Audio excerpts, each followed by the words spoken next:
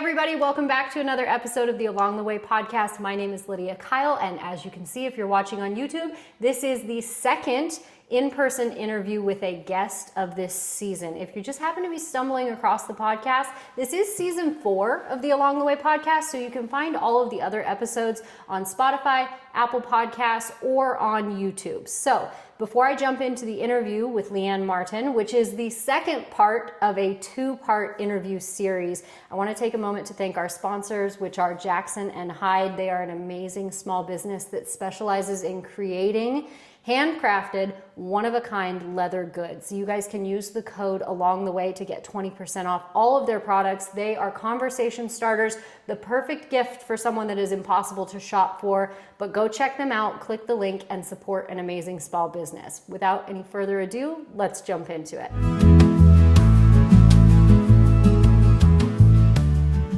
Leann, thank you for being here. Absolutely. I'm very excited about this. I will say, I hope you're not offended. I'm not as nervous to talk to you as I was to talk to Joe. It's okay. But for those of you who did not listen to last week's episode was an interview with General Joe Martin, who is Leann's husband. And the reason I wanted to do 2 parts to this, because I thought about this. I thought, well, you guys, your dynamic is fantastic. Anybody who listened to Joe's episode knows how complimentary he is of you and your marriage, and you guys are just peas in a pod in the best way possible. So I knew that about you guys, and I thought, well, we could just do an episode together, the 2 of them. And the more time I spent thinking about that, I thought that doesn't feel right, because even though you guys have been married for, you said 37 years this year? It'll be, December. Okay, so 36 and some change. Your lives are separate in some ways, and your experience with his career and your life is different than his experience. And so that's why I decided to do 2 separate interviews, because I wanted to hear your story as well. So tell me a little bit about you. Tell the audience. Obviously, I know you because I've known you for quite some time, but tell me a little bit about your early life and kind of where Joe jumped us off in Germany. Okay. Well, I was raised in Southwest Louisiana and went to school at East State. Just simple kind of Cajun life, I guess. Went to, worked during college, that kind of thing. What did you go to college for? Well, back then it was like office administration, business communications kind of degree. Okay. Coming from my family's background, like being a secretary was a pretty big deal. Right. So that's kind of what I aspired to be, which did actually help me in our early marriage. But older sister, had been married to her soldier for quite some time, and they were stationed in Germany, and I was getting ready to graduate from college. So you were 22-ish? Yeah. And so sister calls and she goes, hey, for your graduation present, I will send you and Tam. My niece and I are 5 years apart. Okay. My sister got married young. Got it. It's a Louisiana thing. It's all right. My mom and dad got married when my mom was pretty young too. Yeah. So anyway, my niece is just 5 years younger than me. Got it. So we're more like sisters than aunt and niece. But anyway, so she said, hey, for your graduation present, I will send you and Tammy to Spain. And I'm like, oh my gosh, this is awesome. So she goes, you got to pay your way to Germany. So I was working through college and I saved my money and bought my ticket, got there, and it was just such a great adventure. Oh my gosh, I just had so much fun. And just to step back, because my sister's husband had been in the Army, he was drafted during Vietnam, and he stayed in, okay? Because we had such a gap in years between us, my mother would let me go spend time with them in the summer. Okay. So it wasn't your first time being away with them. Okay. So, I spent time in Colorado Springs. Coming out of Louisiana, going to Colorado, that was huge for me. It was great. Different places they were stationed. So it was really exciting for me to go to Europe. That was really cool. And Sue and my brother-in-law Clayton they're just big people persons. They like to bring families together, and so they did a lot of entertaining. And when you're in Europe, you your army is your family kind of thing, so you have each other, and that was a big deal to them. And she had a few lieutenants that she really liked, and Joe was one of them. I did not know any of this. Was it a setup? It was total setup. She is like the stealthest matchmaker ever. And she did take credit at the rehearsal dinner. Okay, so she did finally take credit. She did. This isn't speculation. It was a full-blown setup. Okay? Yeah, it was a total setup. So anyway, good setup. Great setup. But I had such a great time, and and this is kind of how it worked. Her husband being the battalion commander. There was a big event. It was a hail and farewell. So they welcome in new people to the unit, and they farewell people who were leaving the unit. All right. Well, but they had a scavenger hunt through the little town of Ansbach, and so you would be on a team. So she goes up to the executive officer for my brother-in-law and says, I want my sister on a good team, like with Joe Martin. And he's like, I can do that. So that began. Not to drop names or anything, but she needs to be on that team. Like, got it. So anyway, that's how that kind of all started. Okay. And, what were and you can be honest, he's probably eavesdropping, but what was your first impression of Joe? I don't know. I met him and I met a bunch of other, I thought he was fun. He's from Michigan. In fact, when we got married, all my family was like, man, you're marrying a Yankee. Well, he's really a Midwest boy, but I didn't realize that, at the time. Anything above the Mason-Dixon line, you're a Yankee. Yep. He had a funny accent because Michigan people have accents. They do. It's pretty strong. Anyway, but he was just different in a good way. And I don't know. There was just something that just clicked. We went to a little fest, and we're riding around on go-karts and stuff like that. And I don't know, it was just, we had such a great time, and it just felt like home. Right. So what prompted you to continue the communication? Because at that point you could have gone to Spain and okay, that was fun. Yeah. See if I see you. But you chose to continue that friendship. I was smitten. I just really was. And he wrote some really deep, heartfelt letters. And I kind of like to write. And so that was a good way for me to express myself. And I don't know, it just felt right. Right. And we got the story of it was kind of a whirlwind romance. Yep. And I love the story of the proposal, not proposal. Did you actually think that he potentially could have forgotten? Oh, yeah. I will say that we had a great time at that the wedding. party. It was a lot of fun. Actually, read between the lines on that one. Yes. I actually, it was such a great experience. So you called me and goes, my sister's getting married.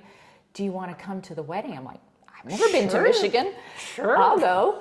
And I got to go to Detroit. I had never had Greek food before. He took me downtown. We were hanging out with his best friend and his girlfriends, so Dave and Dawn. And they're still our closest friends to this day. They were friends in junior high and high school. Okay, so I met them, and I got Dawn's approval, actually. There you go. So, okay, very first important. girlfriend that ever did that. But we had so much fun. It was such a great adventure for me. I loved it. Yeah, I love that story. And if you guys haven't listened to Joe's episode, you're going to have to go back for that one. No spoilers on that one. But the proposal, not proposal, that's a good one. That is a great one. That's one of the best stories that I think I've heard as far as marriage proposals. And I will tell you that my niece wore my engagement ring before I did. Just, got to test it out. So she was coming back to they were moving back to the States. Okay. So she came and was visiting me in Texas because I had moved to Texas, was working in Texas, in Fort Worth.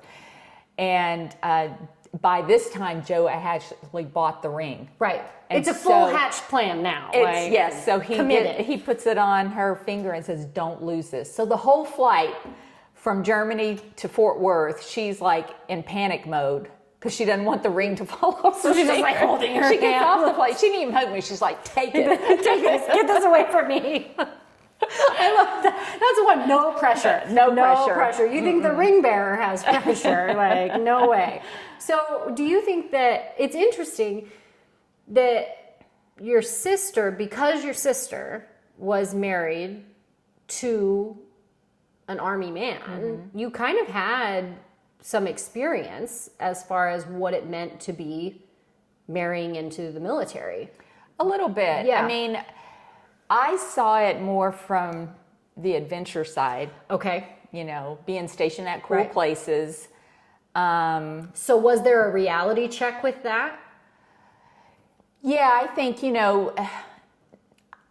I think I had a part of that, I don't know, adventure feeling that I was okay. We got to Germany. Right. I mean, we finally got settled in quarters and stuff. I mean, he went to the field all the time. So you either stay home and sulk or you make friends and tour and do some things. And then, I got a job as well. And so, there's some people are like, well, I'm going to go home because my husband's in the field for 6 weeks. Well, I wasn't going to do that. And you really get to know the people you're stationed with, and it's a great experience. Do you know off of the top of your head how many different places you guys have lived? Well, I think we moved 23 times, but we did a lot of, we only went overseas together. Germany was the one. We bounced around Texas, Virginia. And you've been in multiple places multiple times, yes, right? Yeah. back and forth. What's your favorite place? I liked every place we went because of the people. Right. Because, we were stationed at Fort Irwin. That's in the Mojave Desert, for anyone that doesn't know. Great time. And you're kind of sequestered. Yeah. I mean, you're like 35 miles from the nearest city. Yeah. But every place had, to me, a new adventure and meeting new people and catching up with old friends because you kind of get restationed with people that you knew. Obviously, Texas is great. Love Texas. So I would say Texas and Fort Riley, Kansas have the biggest part of my heart. Yeah. Those two places. Whenever Kylie, your daughter, well, and again, I'll give you this. Those of you who listened to Joe's episode know this, but their daughter, their oldest child, Kylie, is one of my best friends. So that's how I was integrated and introduced into the Martin family. Go Frogs. But to me, it always felt like Kansas was home to her. Yeah. Like if you were to ask her where's home, like it wasn't a bunch of military bases. It was just like Kansas was kind of the default. Why was that? Was it just the time frame, do you think? Maybe or the people? because she spent her three high school years there. I think that probably made it more home for her because that was the longest she had ever been. And actually, when she went to TCU, that was 4 years was the longest she had ever, stayed in one place. Yeah. So I think that's probably why. And those high school years, pretty formative years. They are. It was just interesting that you mentioned that one as well. Okay, so you were here when I was having the conversation with Joe, and I have to ask it from your perspective. A lot of my audience is my age group, and like I said when I was chatting with Joe, it feels kind of selfish to jump this far ahead, but our first understanding of the military and war a lot of times is 9/11. Right. What was that experience like for you? Well, we were in Virginia, and I remember it was a typical, everybody says beautiful September day. Mm-hmm. And funny thing is, and I'll just regress, so the weekend before we had gone into DC, and there was I think it was a book festival and some other things going on, and we were going to get tickets to tour the White House, because back then you could just get tickets and you just get your time and go in and do a little tour. And we missed the time. We didn't get there early enough to get tickets, and we're like, we'll come back next weekend. Well, we didn't. You did not. No. Did not. So that day that it happened, I was at home. The kids on the bus, they went to school, and our little community, because we were not living on an installation, and so I was going to go to the gym. Our little community had a little gym, and I was watching the news before I went out, and they, said that a small plane had hit one of the towers. And so I'm like, well, that's kind of weird. And then the second plane hit, and I knew something was going on. And then by that afternoon, because we had a Marine base that wasn't far from us where we were living, and there were Marine helicopters flying over, and it was Did you just have weird. the same? I don't want to say visceral, because I know Joe is as mellow and as level as they get when talking about these things. But did you have that same kind of immediate reaction where it's like, oh, we're going to war? Or was it different for you? Because again, like, he's kind of in the pipeline, right? Like, he's got a different understanding of like, what are the implications of this incident? Did you have that same reaction, or was it like, oh, this is strange? I figured something was going to happen, because you can't let an attack like that. Right. I just didn't know what that would look like. Right. Yeah. So it was a weird, it was just so many crazy things. He got a phone call out to me. The lines were all jacked up that day, and he left a message like, I'm okay. I don't know when I'll be home. And it's just because of the traffic. Right. He was not at the Pentagon. He was in a different place. And so it was just a crazy, there were so many unknowns, I guess. Yeah. And once things kind of settled down and you kind of get your footing and everything like that, I knew it was going to be answered. I just didn't know what that would look like. Did it feel different? Because we did this same kind of, we went out of order when I was talking with Joe, but you guys were married when he first went overseas into combat. Right. Did it feel different when you had a family? Yeah, it did.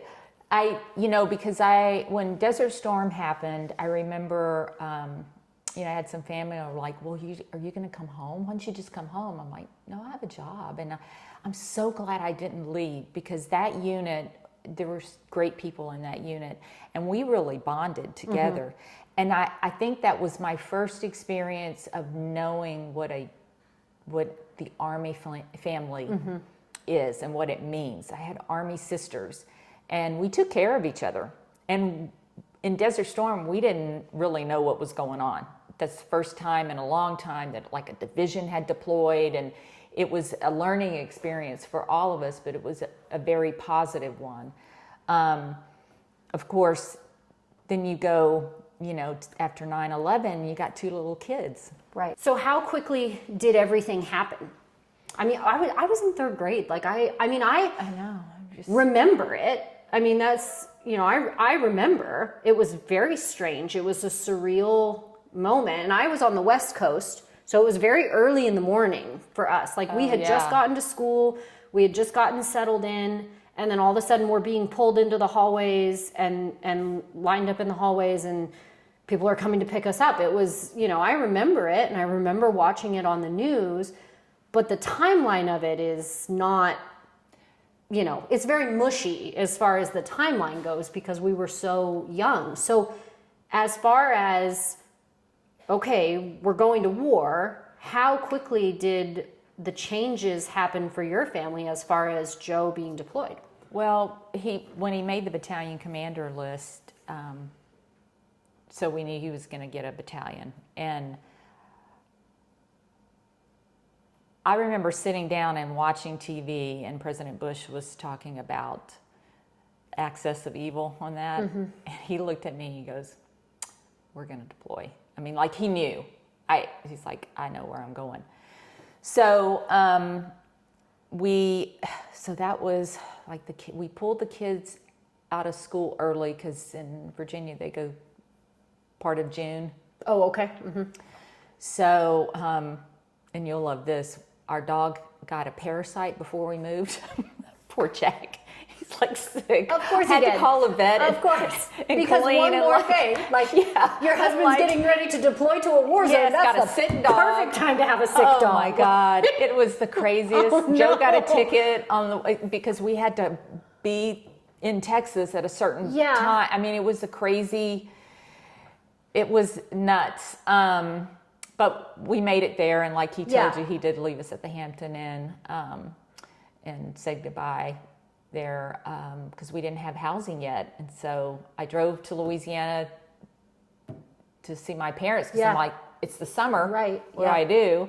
And then housing called, well, we got a house for you. So then went back to Texas, got our house settled. And then we could kind of just start really counting down once we were in a home and kind of getting into a routine with the kids. Did you have the same experience kind of, so like when Joe was talking about, this was at least my perception of, when he was being deployed, when he was in a combat zone, it was just, you're doing the things. It's, you're kind of outside of the situation. You're doing the things that need to be done. You're trusting that the things are being done. You can't have those, moments where you essentially spend too much time talking to yourself.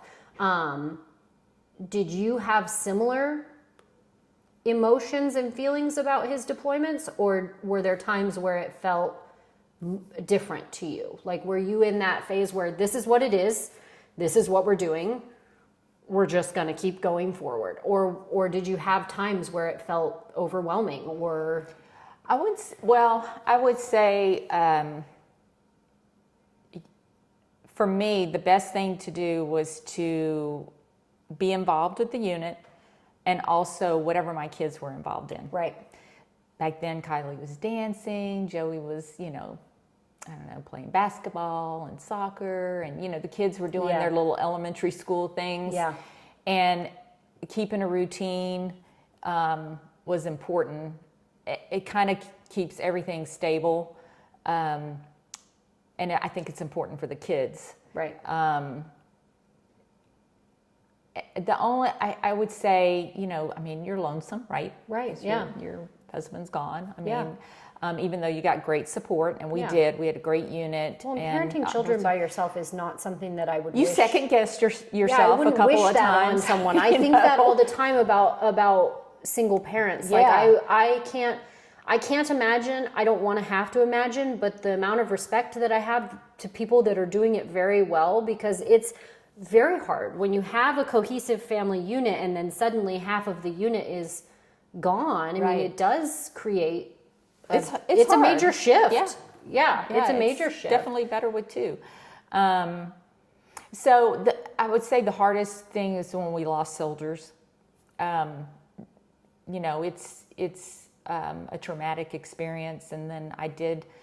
It was just a bad situation. There was a grenade that was thrown out of a hospital, and it killed a couple of soldiers and wounded one traumatically, but he actually made it. But I did, after everybody was notified and everything, I did talk to those families. I called them because they weren't in, two of them were not in the area. And they were really sweet families, and but God, it was just, that's hard. Yeah. I mean, it really is. And I sheltered my children from stuff like that. I did not let them know about that because I didn't want them thinking about their dad in those terms, and they were too young to come to terms with something like that. I just didn't. I did shelter them from that, and I didn't have the news on. They would hear things from school, because we lived on the installation, and a lot of parents were gone. So I mean, they were with other kids whose dads or moms were deployed. So it was kind of normal for them in that sense. Yeah. Oh, that's interesting. Mm-hmm. I never would have made that connection. That's interesting because obviously they're going to a school that's on base. Right. So pretty much every kid that's there most likely has at least one parent that is gone. Yeah, I mean, that's interesting. Yeah, so they weren't like, if, we would have been in a totally civilian community with not military children around. Yeah. That would have been far different for them. Yeah, I had never thought about it in that sense. Because, you see sometimes like the, coming home videos or something, and kids are at sporting events and like it's a big deal, but like that's an interesting, I'm sure that was an interesting collective experience for that elementary school to have that many kids directly impacted by a war that they really don't know much about. It'd be interesting to talk to them now that they're grown up, how that, if they, how they remember that time with other kids whose dads or moms were also deployed. There might be part 3 of the podcast. There might be part 3. Stand by. We might have a third episode. I'll call Kylie. No, that's interesting. I'd never thought of that. Did you ever, and I hope this doesn't feel too personal, but were there ever times where you felt fear surrounding what was going on? I prayed a lot.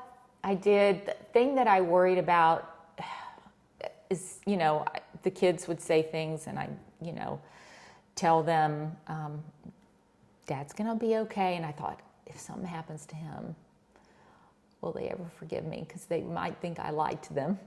As a child, you would take it. Yeah. I will tell you that, and it's a little bit of a digression, but I think military families and military kids they have a different perspective of things. Like when we were still in Virginia, after everything kind of settled down and actually soldiers had deployed to Afghanistan, I mean, Joey came out, it snowed, and Joey goes, Mom, can I go to Afghanistan? And I'm like, what are you talking about? There's a war going on. He goes, no, the hill. The kids, there were several military kids in that neighborhood, and they named their snow hill Afghanistan. Okay, so that's, okay. So you go in there, most probably little civilian kids would never think of doing that. Yeah. Okay, so that's one thing. The other thing, when we found out that we were going to Texas and that Joe was going to leave, because the kids knew that once he found out everything. I was braiding Kylie's hair one morning. She goes, Mom, I'm worried about Dad. And I said, why? She said, well, I'm worried about him going to Iraq. I said, well, he's going to be in a big tank, because he was a tanker, right?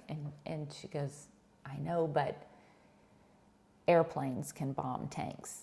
And I said, well, Iraq doesn't have an air force. And she goes, oh, okay. But that's what she was thinking of. Right. Very logical. And it's just, and she's, Kylie, she's a deep thinker. Yeah. So, but that, I was like, oh, thank you for giving me something to say, because, it's, it kind of put her mind at ease a little bit. But they all struggle. Because how could you predict, ways. you can't predict what children are going to say. You can't predict what they're going to ask. You just hope that you're prepared to say something when the time down. comes. Yep. It is interesting. Okay, so the little boys naming the hill Afghanistan. It just made me think. I was thinking about this a while ago, and I don't know. It's something that maybe when we're done, I'll ask Joe. It fascinates me how early little boys play war and play army and they have no concept of what war is. Nope. My sons are just barely 6 and 4.5, and their dad wasn't in the military. They have grandparents that were in the military, but like they don't watch war. They've never seen a war movie. They have no concept of what they are talking about. And yet suddenly everything is army guys, everything is war, everything is soldiers, and I'm like, where's this coming from? Like, there's something primal in you that is hardwired to do this.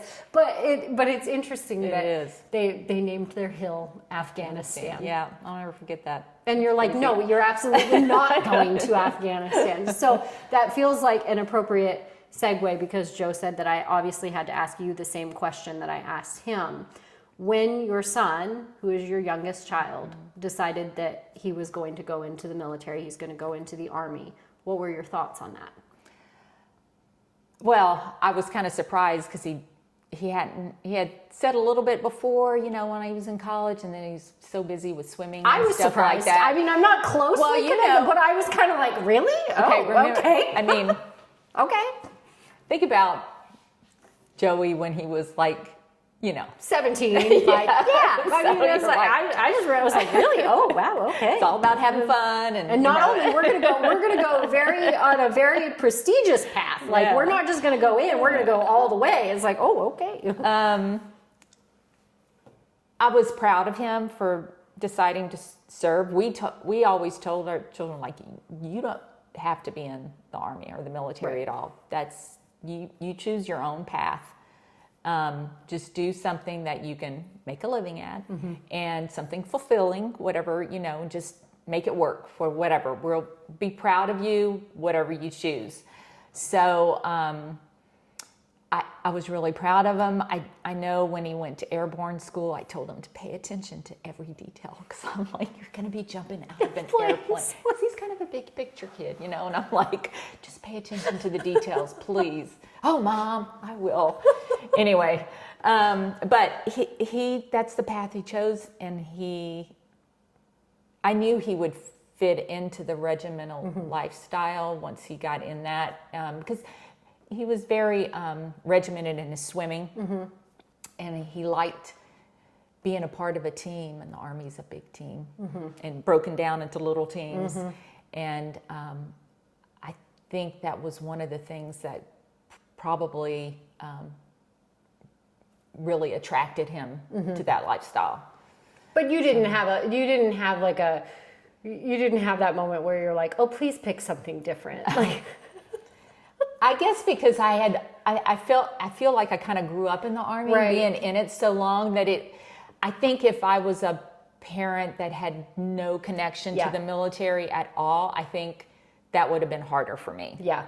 That's interesting, because I think a lot of people might think that it would be the opposite, that because you're closely connected, you might be like, no, please choose something else. But it's interesting to hear both you and Joe talk about the not only the respect that you have for the military, but almost a reverence for the way that the system works, and the way that the people work, and the way that the community works. And every organization has issues. That's not to say that that's not the case, but it's interesting to listen to you guys talk about it, because it is obvious that it is a big family. It functions. Really is. It functions more like a family than a corporate organization in a lot of ways.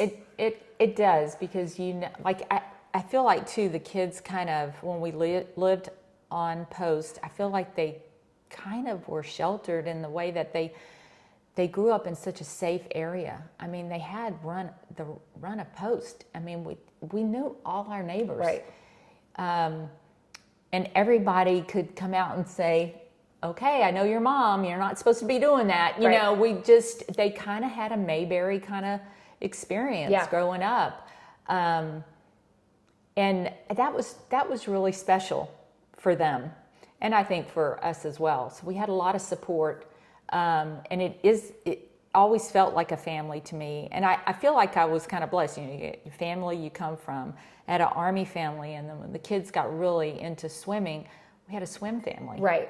So it was you all had around the village. a great, you had the village. Great experience all the way around. So. When not to backtrack at all, but the story that Joe told about Joey acting up when he was deployed, and he was kind of putting you through your paces.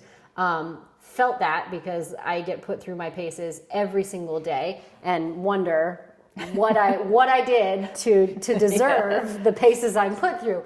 But when Joe was talking about coming back, it was very seamless for him to reintegrate himself into the family life. Did it feel that way to you, or did you have to adjust to him being home? I never felt like it was an issue. The only thing that at that first redeployment was he had never been in the house. He didn't know where anything was. anything was. And frankly, men can't find anything in a house anyway, so it was like tripled. I'm like, Right. go get whatever. He goes, where's that? You know, I mean, Right. so Yeah.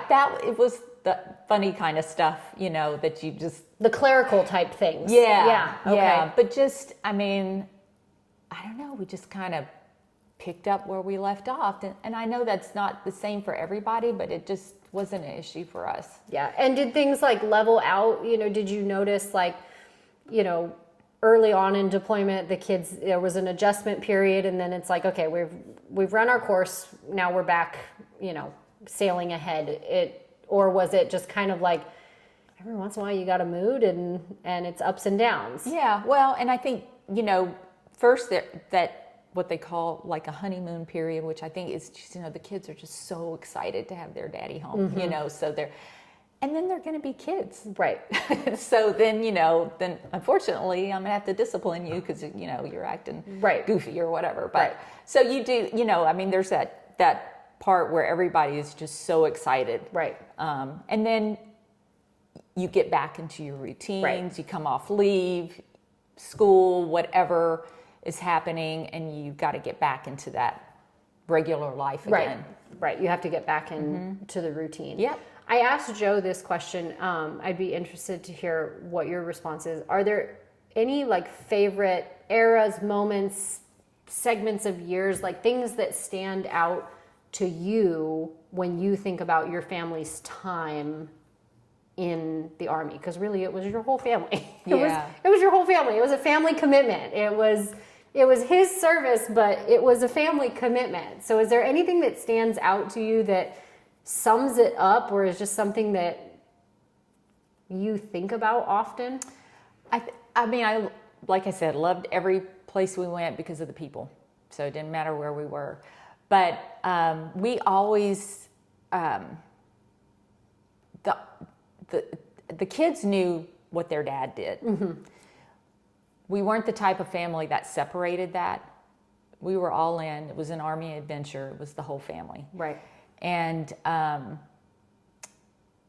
kids knew the division songs. And when he got first ID to command the 1st Infantry Division, we called the kids up.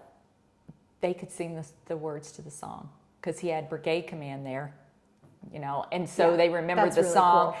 And they were just great Army kids, you know, and they were all in. So, I mean, I loved being in Germany. That was a fun adventure for me. I loved every place really because, I mean, we just had a great experience. And not that everything was perfect. Right. But I think, you know, obviously living in Texas, which we love, so our time in Texas was great. The 1st Infantry Division is a storied division. To be a part of that 3 times was probably just the greatest thing. That to me, and you know, him getting to be the vice chief was huge. Yeah. We never thought any of that. I mean, we never looked Yeah. to anything beyond what was happening, you know, Joe to talked us about at the that time. a little bit of where, like, you know, it wasn't the plan No, per we se. never. Like, how do you feel about that? Looking back, is it kind of like, whoa, we did a lot of stuff, or like? Well, when he was promoted to lieutenant colonel, he gave me a bracelet, and at the promotion, it was the gift he gave me, and he goes, "I know this will be the last time I get promoted, so I wanted you to have something special." Joke's on him. He had to buy a lot more presents. Yeah. So anyway, that was just kind of comical to look back. But and maybe that was a blessing. We just we were having fun. Yeah. And we just took it that way. And we're like, you know, eventually the Army tells you it's time to get off the train. And, you know, you do it and then you do something else, you know. But we enjoyed it while it was happening. So how have you felt about retirement? Because does it kind of feel like retirement for you too? Yeah, it would have been a little harder for me if he would have retired right out of Fort Riley, because you're with that unit and you put everything into that unit, and I just love those people. We just had such a great time together.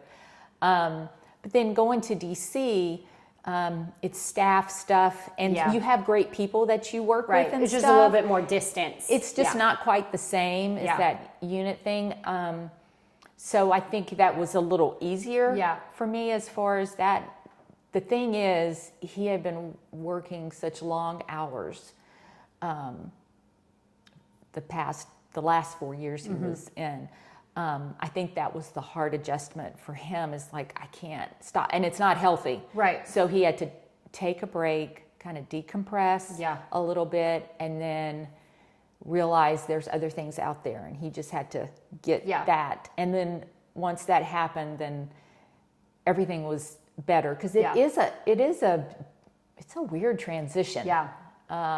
You know, and all of a sudden he's home. Yes. Every day. Yeah, that was the other thing. Now working from home. Yeah, most that of the was time, something that was interesting. They're essentially the kids' god grandparents, and he was highway patrol, and he was a pastor, and so I mean busy. I mean, and a life of service. I mean, you know, it's just always other people needing you in some capacity. And she had, you know, raised their kids and done the whole thing, and she had her routine, and she had everything that she did and everything set up, and then all of a sudden he retired and he was home, and she's like, I don't know what to do with you. But I can see how that would be kind of similar, where it's like, okay, we both have to figure out this new routine, right? Not just one of us. We're both retired now in some capacity. Yeah. Okay, very cool. Very cool. Well, Leann, thank you for taking the time to talk with me. I appreciate both of you so much. And I told Joe thank you for his service, but thank you for going on the journey with him, because it was a blessing. I don't think he would be who he is without everything that you've done as well. So. Well, I would definitely do it all over again. So anyway, thank you so much. Thank Lydia. you. Appreciate it.